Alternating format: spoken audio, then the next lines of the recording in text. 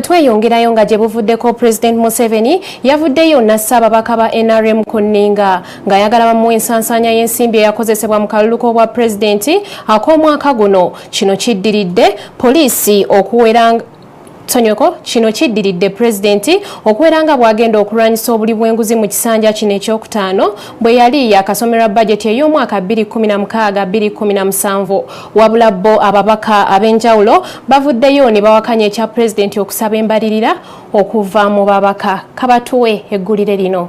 Accountability should begin from the party chairman, President Yoweri Museveni, and he should account in two ways. He receives a lot of money. They say fish start rotting from the head. You cannot start talking about the tail of a fish that it is smelly. You should first check the head. He should actually clean his house, starting from how he himself conducts campaign. As far as the NRM fund is concerned at the level of the Secretariat, that is really their own. For us, our house is clean. There's no complaint. Everybody accounts for every penny. Any contribution from any businessman in town, from any individual in Uganda, and we have them on record, and it is accounted for and properly done so. Kalugamba nti baba accounting kiringa crocodile tears. Tekina mugaso gonna kubanga ebya NRM bijagamba nti bino byaffe.